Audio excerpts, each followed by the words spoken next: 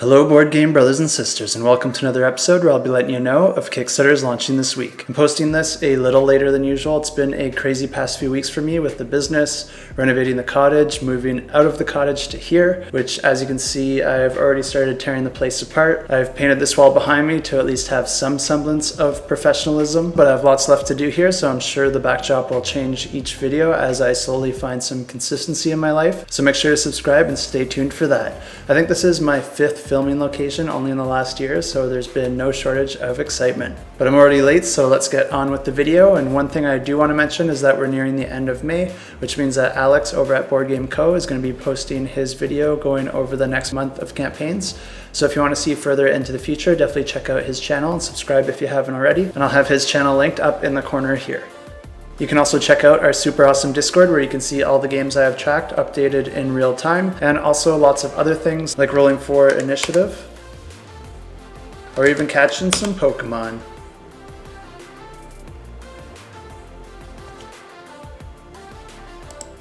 And with that said, let's check out the Kickstarters. And the first one I want to mention quickly is one that I missed last week. There was some confusion between the publisher and I where they accidentally told me it was going to launch in June, but it's one I'm really excited about and I'm currently backing. And we also have a giveaway for a pledge at the end of this video, so don't miss out on that. And it's called Maximum Apocalypse Wasted Wilds. And this plays 1 to 4 players and takes about 45 to 90 minutes to play. And Maximum Apocalypse Wasted Wilds is the standalone continuation of their cooperative roguelike survival game called Maximum Apocalypse. And in this game, players are attempting to survive the post-apocalyptic world through a randomly generated map. Each turn, a player can use up to 4 actions to explore the map, play cards, equip weapons, scavenge for resources, draw cards, or battle monsters. Each scenario will have players relying on their individual strengths as roaming monsters increase in numbers, and players will be working to scavenge enough gas to get back to their van and unlock the next scenario before being totally overwhelmed by the gathering monsters. The standalone expansion features the same survival gameplay but adds 2 distinct campaigns with some new twists around exposure to the elements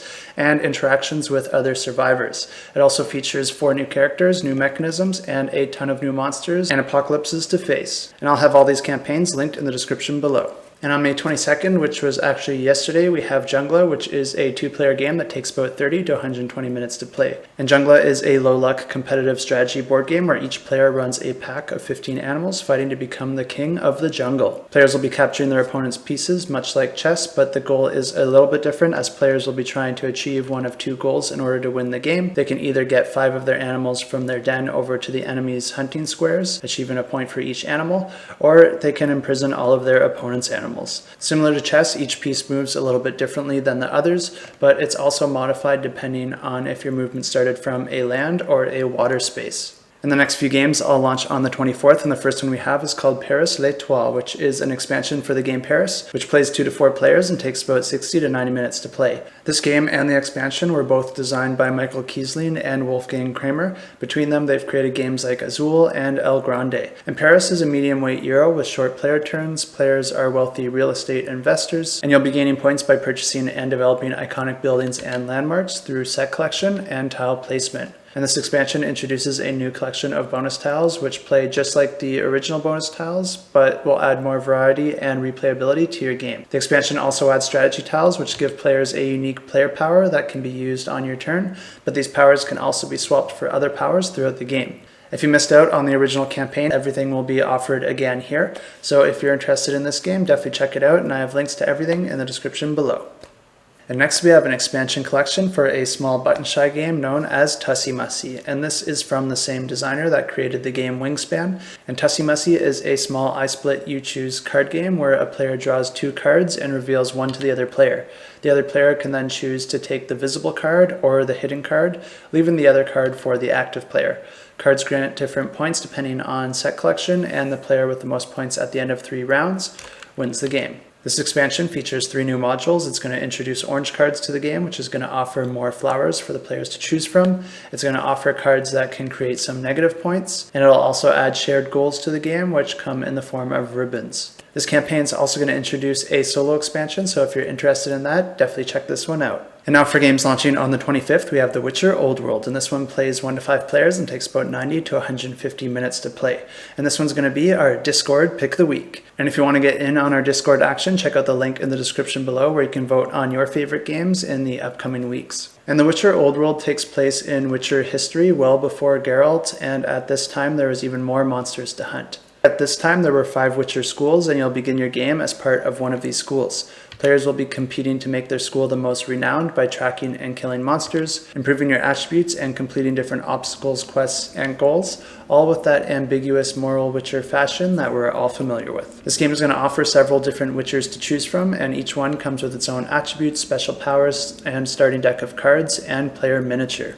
Each character has 4 attributes, 3 of them being consistent across all the Witchers, and these are combat, which determine how many cards you can draw in a fight, and then defense, which determines your available shields, and alchemy, which determines how many potions you can consume within a single fight. The last attribute is a uniquely special attribute that's specific to your school, and will give you some special abilities that will help you in those more challenging fights. Players start with 10 cards, but will be discovering new attacks, dodges, and magical spells throughout the game, and these will be represented by new cards added to your deck.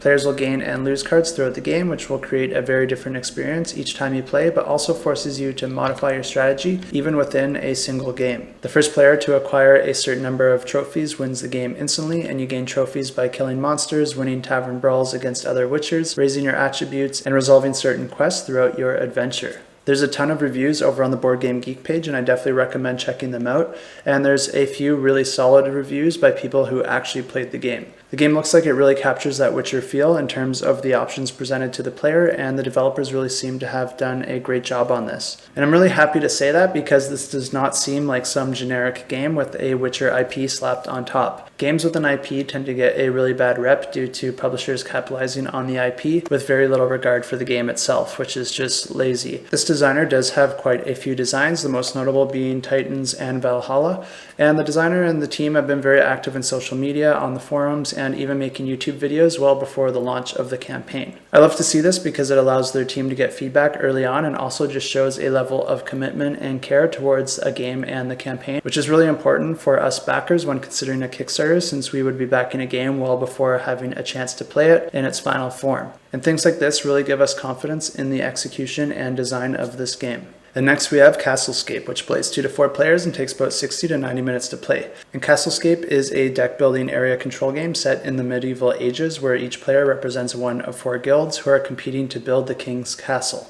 Players will gather recruits, spread their guild's influence, perform questionable deeds, complete goals and quests, and showcase their architectural brilliance while exposing their opponent's inferiority. Performing nefarious deeds can accrue infamy and corruption, so players have to be careful with the extracurricular activities that they are performing. The king will bring down his wrath on anyone who steps too far out of line. Each player begins the game with a basic deck of cards and a couple hidden goals to incentivize different strategies throughout each game. The game begins with 1 wall in the center of the board, and players must build outward, always adding adjacent walls to other walls to create larger sections. These sections grant points based on who influenced it the most, and they're worth even more the larger that they are. Points can also be gained and lost in a variety of other ways, so you'll have to be careful with the way that you play, and the player with the most points at the end of the game wins.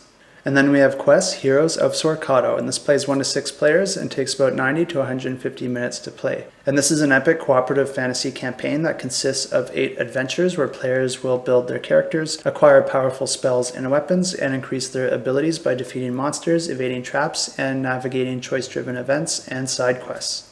The game uses dice-driven combat and features a narrative campaign that drops players into a world beset by a demon lord seeking total destruction. Players will experience the campaign through a campaign book and separate location decks. There are 8 different adventures, and each has their own set of location decks. When navigating a location, cards are drawn from the deck that will present choices, traps, events, side quests, and monsters for the players to discover. Complete the entire deck to fight the deck's boss and move on to the next location and reveal the next chapter of the story. Booster packs will also be provided for each story to evolve the location decks and add more challenges to the game. Something that's really neat about this game is that the narrative is going to be really well done because it was created from an established writer known as Wendy Vogel. And if you want to check out or support her work, I'll leave a link to her website in the description below. And if all that sounds interesting to you, this campaign will be offering a early bird to those that back in the first 72 hours, which will get you a really cool owlbear miniature. And like I said, I have links to all these campaigns in the description below if you want to click to get notified. Also on the 25th, we have Space Kraken, and this plays 1 to 4 players and takes about 45 to 300 minutes to play. And this game is a roguelike sci-fi dungeon crawler solo experience, but it also comes with variant rules so that it can be played multiplayer as a co-op or a PvP experience for up to 4 players. And in this game, you'll be setting up your crew, flying to uncharted planets, contending with various enemies, and trying to gather whatever you can in order to upgrade your spaceship and equip and level up your crew. And this one's going to be my pick of the week. And a really cool feature about this game is the campaign booklet and the integrated cryptid game master, which uses a table and some variables in order to guide you through the various interweaving storylines without prematurely revealing any future spoilers. The entire booklet is engineered with these fold-out pages so that you can view the cryptid game master, your ship's dashboard, and your crew details, all while still being able to flip through the rulebook. This game looks like it's going to offer quite a lot of variability across the entire game. At the start of the game, you'll be able to pick a few different storylines that you want to enact, and you can choose your crew members and even the type of crew that you want to run. You could be a group of peaceful settlers, very experienced with technology, or you could command a military ship to kill the Kraken, or even pursue a gang of escaped criminals. I'll need to learn a little bit more about this game before I'm completely sold on it, but I did manage to find a couple reviews, both positive and negative. Unfortunately, they're all in German, and my German's very limited to simple sentences like "Noch zwei Bier bitte," so we're just going to have to wait until some English reviews come out. But it's very obvious that a lot of care and attention to detail was put into this game, and that the designer has been putting it out there, getting it reviewed and played, and taking that feedback to iterate on the gameplay. The Cryptid Game Master looks really cool, and I think it's going to bring a different experience to your tabletop that you may not be able to find with any other type of game. So I really do hope that it's a fun game because it's really showing a lot of potential to deliver something very different.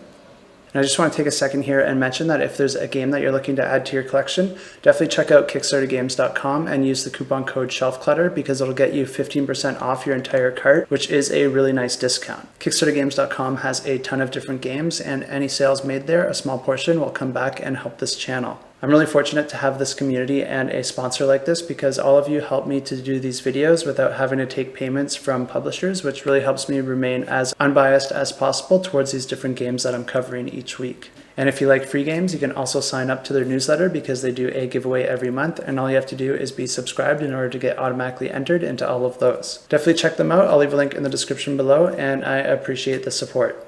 Continuing with games launching on the 25th, we have the Isle of Cats, Don't Forget the Kittens. And this is a collection of expansions for a really solid drafting and polyomino tile placement game all about rescuing cats from a doomed island. If you haven't tried this game yet, I highly recommend it. Not only is it a really awesome game, it also has a very accessible theme which gets other people to play games that normally may not play board games. This is one that I don't ever see leaving my collection, and I'll definitely be jumping in on this campaign as well. And the first expansion as part of this campaign is the Kittens and Beasts expansion, which adds a whole new lesson module for variability, as well as 3 new modules which can be combined into the game individually or together in any way that you see fit. The Kitten module adds more importance to the player's order and introduces new polyomino options in the form of cute little kittens. The Beast module adds ancient beast polyominoes to the game, which provide early game goals and allow for additional points by surrounding them with their preferred cat types. And then there's the event module, which adds rule-changing events and adds another layer of challenges as you'll need to adjust your strategies for each round to adapt to the changes in the rules. This campaign is also going to be offering a boat pack of 6 new boats, all of which will have unique shapes and some new layouts for players to try and fit their polyominoes on. Of course, the campaign is not complete without a deluxe upgrade pack, and this campaign is definitely going to be offering that with a lot more to be revealed. But we do have this little teaser image here which has a few new types of cats, as well as a bear and something for all you dog lovers out there. Finally, there's also going to be a new standalone game called the Isle of Cats Explore and Draw, which plays 1 to 6 players and takes about 30 to 45 minutes to play. This features similar gameplay and rules as the core game, but players will now choose a set of cards each round instead of drafting, and then they'll draw their discoveries onto their boat. Just like in the original, you'll be completing lessons, filling your boat, and keeping your cat families together to score points. And the player with the most points after 7 rounds wins the game. And the next campaign is Lockup, Breakout, and this plays 1 to 5 players and takes about 45 to 90 minutes to play. And this is an expansion to the really well-reviewed game Lockup, a role-player tale, which also got a seal of excellence from the Dice Tower. The original game is a competitive worker placement where players manage groups of minions locked up in a prison, where players will be recruiting goons, crafting contraband, and raising their reputation as the toughest in the prison, all while trying to avoid suspicion of the guards. This expansion adds some new characters that players can use to earn reputation by sending them to explore the catacombs beneath the prison,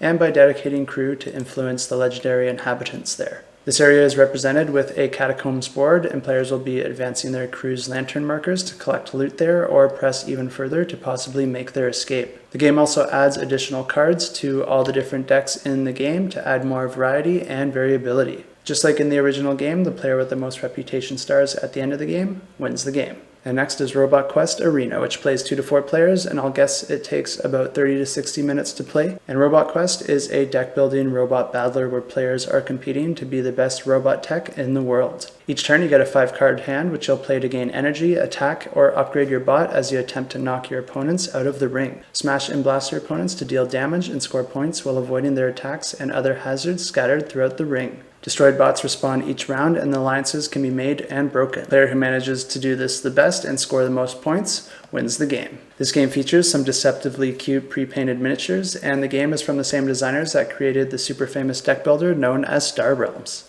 So if you're a fan of Star Realms and cute killer robots, definitely check this one out. Also on May 25th, we have Starframe, a shipbuilding game which plays 1 to 4 players and takes about 30 to 90 minutes to play. And Starframe is a tactical action-focused deck building game where the Starframe station has been caught in a black hole, putting all its residents' lives into danger. Luckily, someone with a prototype space-bending engine is aboard the station, which, if used correctly, may be able to help escape the black hole before it's too late. Unfortunately, the engine isn't quite powerful enough to transport the entire station, but it can propel a single Starframe ship for whoever is the highest bidder. The owner of this engine also only accepts payments in the form of hypermatter, so players will have to earn as much as they can of this currency before the ship reaches the event horizon. Players will be using action points and deck construction as they race to build their ships, defend the station against foes trying to steal the engine, scavenge hypermatter from nearby planets, and explore the vicinity for large caches of hypermatter.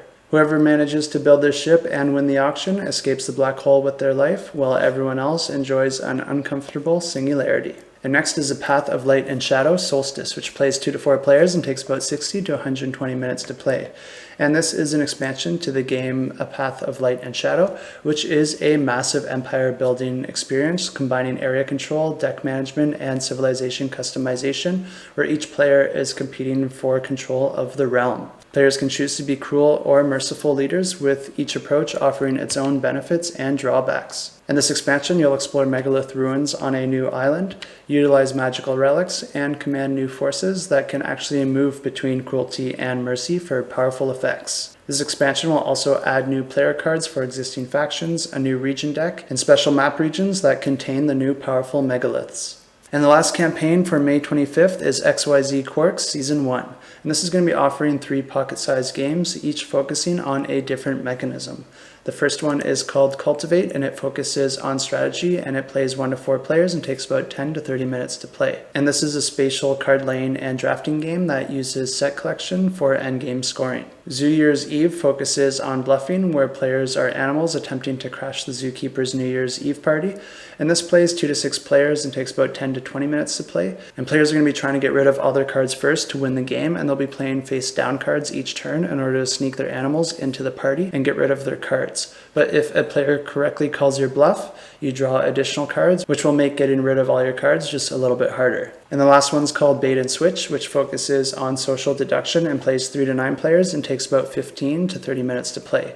And each round, players are going to decide which crew to join in order to pull off a heist. Afterwards, they can choose to keep their alliance and split the loot, or betray their team and attempt to keep it all for themselves. After 5 rounds, the winner is the player that's closest to 25 points without going over. The entire set is only $30, which means you're getting each game for only $10 plus shipping. Launching on May 26th is Fighters of the Pacific, and this is a 2-player game which plays in about 30 to 60 minutes. And this is a World War II Pacific Sea combat game where players will direct fighter and bomber squadrons to lead attacks on enemy carriers and island bases. Unlike many other war games, this one doesn't use rulers or dice, but focuses more on grid movement and attack formations. Each plane has its own set of attributes in terms of speed, armor, and special abilities, and features a miniature modeled accurately to the real thing. The game offers a modular board and a ton of vehicle minis, 10 scenarios, and 2 large expansions. And on May 27th, we have another one that I'm really interested in, and this one's called Ukatoa, and it plays 3 to 5 players and takes about 30 to 45 minutes to play.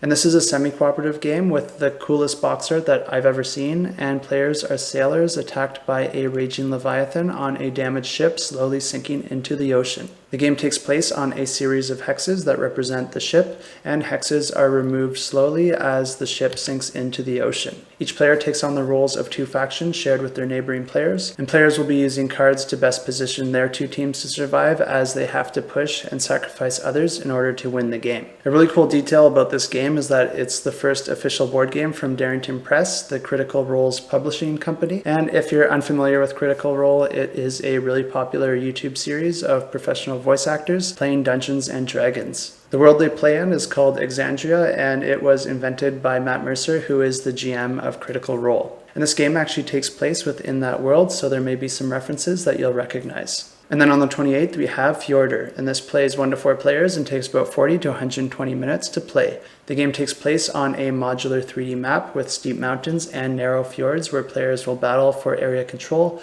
rope building, and set collection in order to place one of their faction members on the throne. Each turn, your units are going to become faster as long as you can pay for it, and fighting many battles will make you stronger and faster, which will give you an advantage over those taking more of a peaceful approach. Players can align themselves for or against the church in order to gain alliances, gold, and a win condition. In order to win the throne, you must decide the right balance, as there's many routes to victory through battling your opponents, securing routes, burning and building churches, lighting beacons, and founding villages. And this game uses mechanisms like area influence, deck building, movement points, network and route building, pick up and deliver, and push your luck. Also on the 28th is War Room 2nd Edition, which plays 2 to 6 players and takes about 2 to 6 hours to play. And this is a deluxe competitive World War II game where each round players will plan and resolve their secret simultaneous orders for movement and production. Combat takes place across the globe and across land, sea, and air, where players will be attempting to maintain their territories and convoys in order to gain resources required to expand their army. There are 4 different scenarios that the game can be played, limiting play to different regions of the world, or opening up gameplay to the entire globe. Players can fight with direct attacks, but also crush national morale to gain an advantage as they strive to capture enemy capitals to secure victory. The 2nd edition features streamlined rules and a ton of upgraded components, an optional quick battle system, new scenarios, and possibly even solo support. And those are all the campaigns I have for you this week, but don't leave yet because we do have a couple awesome giveaways to announce, and the first one is going to be for a pledge for Maximum Apocalypse Wasted Wilds. And like I said at the start of this video, this is a cooperative post-apocalyptic survival game. I don't think you want to hear me explain the game all over again, but just to summarize it up, is you're going to be playing different scenarios, trying to fight off a growing horde of monsters, while trying to gather up enough resources and gas to drive your van to the next scenario. Players rely on their own unique specialties to help out the party, and this game also offers a wide variety of expansions with different apocalypses like bugs, Cthulhu, and even kaiju. And this giveaway is going to be for the Wasted Wilds pledge, which comes with the standalone expansion Wasted Wilds and all unlocked stretch goals. And to enter this giveaway, just leave a comment down below with the hashtag wilds and let us know of a survival skill that you have. For me, I'm Canadian, so I'm pretty good at chopping wood and surviving the winter. And just throw me out on the ice with a stick and some line, and I'll find you fish. And the next giveaway we have is for a pledge for Soundbox. And Soundbox is a cooperative party game where a single player is going to attempt to pick a subset of cards based on clues from the other players. To do this, the other players are going to have to come up with the perfect sounds because they're going to be trying to imitate the sounds of the cards that they want that player to pick. All the players only have 13 seconds to make their sounds, so everyone's going to be doing it at the same time. Each card guessed correctly grants a point, but an incorrect guess ends the round immediately, and all remaining cards cost 1 health to the team. Players alternate as the guesser to try and get enough points to win the game, but if too many cards go unguessed, all players end up losing. And this giveaway is going to be for a Kickstarter edition pledge, which comes with the Kickstarter edition version of the game and all unlocked stretch goals. And to enter this giveaway, just make whatever sound you want and then head over to our Discord and check out the giveaways channel and click this little emoji under the post to get automatically entered into that giveaway. And this will be drawn at the end of 7 days. And that's it for this week. Thanks so much for tuning in. I'm pretty excited to get this move over and done with, and to set up my game shelf so that I can keep my shelf cluttered and the table full.